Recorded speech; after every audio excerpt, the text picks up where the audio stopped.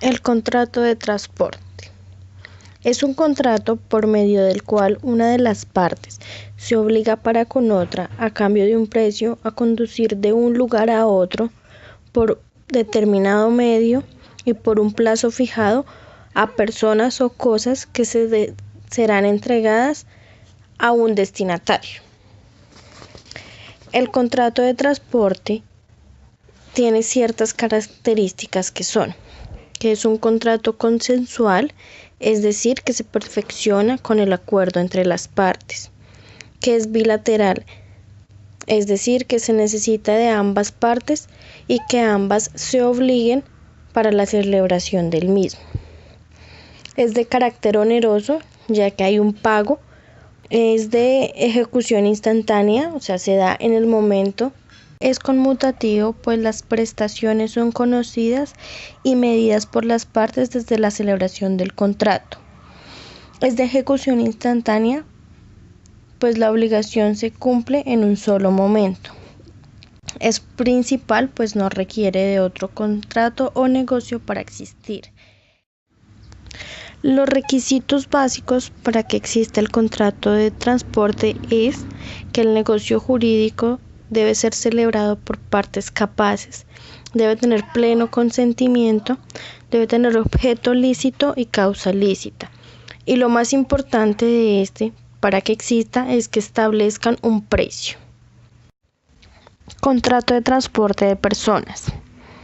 En este contrato encontramos al pasajero, quien es el remitente, y al transportador, quien es el destinatario, donde el remitente se obliga a pagar una suma de dinero entendida como el pasaje al destinatario para efectos de transportarlo o dirigirlo al lugar donde éste quiere llegar. En esta modalidad de contrato, la carta de porte será el boleto que expide la empresa de transporte. El pasajero puede desistir del contrato de transporte siempre y cuando previamente haya dado aviso al transportador. A la vez tendrá derecho a la devolución total o parcial del pasaje.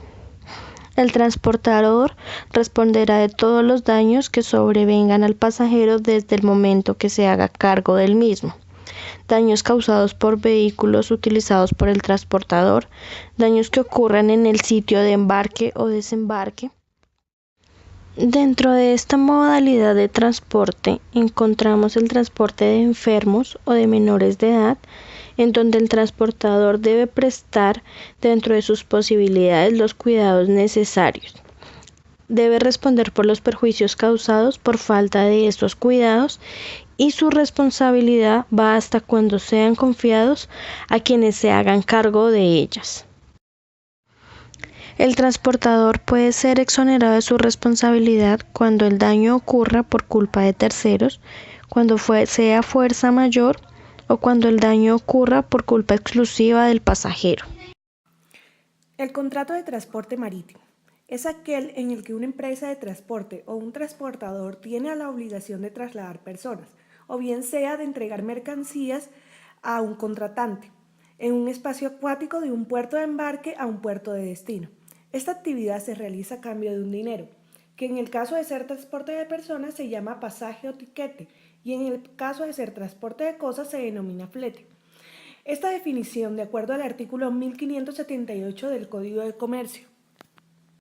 Asimismo, en el contrato de transporte marítimo intervienen varias partes. Una de ellas es el transportador o empresa de transporte, quien asume la obligación de transportar o conducir a las personas, denominadas pasajeros, o cosas entregadas por la otra parte contratante, denominado cargador, por el espacio acuático o mediante la utilización de un buque desde un lugar geográfico a otro, denominado puerto de embarque o puerto de destino.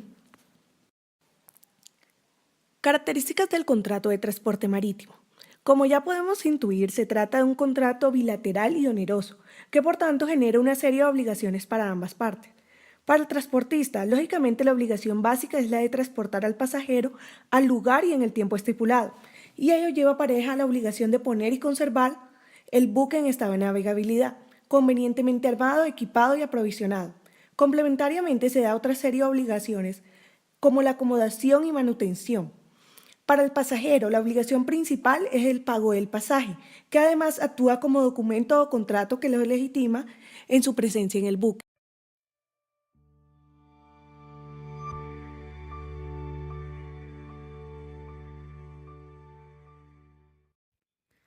Ahora vamos a hablar del transporte de cosas.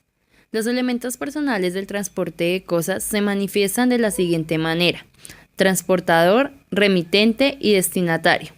Se entiende por transportador aquella persona que se obliga a recibir, conducir y entregar la cosa. Se entiende por remitente la que se obliga por cuenta propia o ajena a entregar la cosa en las condiciones pactadas. Y se entiende por destinatario aquella persona encargada de enviar las cosas. En el transporte de cosas, una persona podrá ser al mismo tiempo remitente y destinatario. La carta de porte es un documento en el que constan las mercancías que se transportan por vía terrestre. La importancia de la carta de porte radica en que, a través de este documento, se tiene conocimiento de la mercancía que se transporta. El transportador está obligado a expedir carta de porte cuando el reglamento así lo exigiere o cuando sea el remitente el que lo solicite. Obligaciones del remitente. Primero, el precio que se denomina legalmente flete de transporte o demás gastos que ocasione la cosa, desde su condición o hasta el momento de la entrega, están a cargo del remitente, salvo estipulación en contrario que establezca el destinatario como persona obligada solidariamente. Segundo, deberá el remitente indicar al transportador el nombre, dirección del destinatario, lugar de entrega, el valor, peso, volumen, características de la cosa e igualmente se le informa cuando las mercancías tengan un embalaje especial. La importancia radica en que el transportador responde de conformidad con lo que allí se diga. Tercero, también estará obligado a suministrar los documentos, informes que sean necesarios para el cumplimiento del transporte y las formalidades de policía, aduana, sanidad y condiciones del consumo. Cuarto, deberá entregar las mercancías al transportador debidamente embaladas y rotuladas. Quinto, si se trata de cosas peligrosas o restringidas, el remitente está obligado a informar al transportador el carácter peligroso de las mercancías. Sexto, estará obligado a pagar el excedente del flete y mayores gastos que ocasione el cambio. Obligaciones del transportador. El transportador se obliga a recibir, conducir y entregar la cosa objeto del contrato en las condiciones en las que fueron entregadas las mercancías. Segundo, deberá avisar al destinatario la llegada de las mercancías. Si no se indica el lugar, se hará en las oficinas, dependencias o bodegas del transportador. Y por último, la exoneración de responsabilidad en el transporte de cosas. Primero, se da cuando prueba que la causa del daño le fue extraña al transportador. Y segundo, cuando la causa del daño corresponde a un vicio propio o inherente de la cosa transportada. Normas generales del transporte aéreo. La emisión del billete de pasaje da fe de la celebración y aceptación de las condiciones del transporte aéreo, del contrato de transporte suscrito entre el pasajero y el transportador, cuyos nombres aparecen en el billete. El billete emitido a nombre del pasajero es nominativo, personal e intransferible, y su emisión podrá realizarse total o parcialmente a través de medios físicos o electrónicos. El transporte negará el embarque de un pasajero o dispondrá su desembarque, si estima que el pasajero pudiera afectar la seguridad del vuelo o de los pasajeros. Especialmente, se negará el embarque a cualquier pasajero que presente cualquier actitud o comportamiento que en tierra o a bordo de la aeronave constituya. En caso de necesidad, el transportador puede cancelar la operación, hacerse sustituir por otros transportadores, cambiar la aeronave destinada a la operación o alterar u omitir paradas indicadas en el billete si fuera necesario. Transporte de equipaje. En cumplimiento de normas internacionales y locales, el transportador negará el transporte como equipaje de mano o facturado de aquellos artículos y sustancias peligrosas que puedan constituir un riesgo importante para la salud, la seguridad del vuelo o la propiedad, tales como gases, líquidos y sólidos inflamables, materiales radioactivos, armas de fuego, armas blancas, con el objeto de velar por la seguridad del vuelo y cumplir con la normativa vigente. El transportador y el personal de seguridad del aeropuerto podrán hacer retiro de los artículos y sustancias peligrosas transportadas por el pasajero o en su equipaje de mano, con el objeto de ponerlos a disposición de las autoridades respectivas de acuerdo a las normativas locales aplicables al respecto.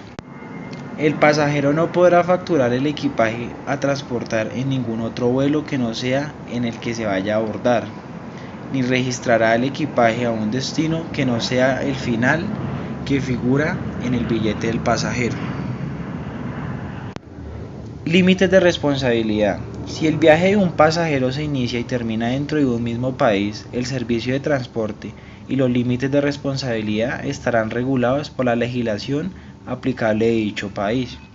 En caso que el viaje de un pasajero tenga el carácter de internacional, serán aplicables la Convención de Varsovia o la Convención de Montreal o cualquier otra normativa internacional aplicable, según corresponda. Estas convenciones y normativas regularán, cuando corresponda, los límites de responsabilidad del transportador por muerte o lesiones personales del pasajero y la pérdida, retrasos o cancelaciones de vuelo, retraso o daño del equipaje. Respecto de los artículos de alto valor comercial y artículos electrónicos, el pasajero deberá transportar estos objetos como equipaje de mano, con el objeto de mantener siempre la custodia de los mismos, ya que el transportista no responderá por estos más allá de los límites establecidos en la ley o convenciones internacionales aplicables, en caso de ser transportados como equipaje facturado.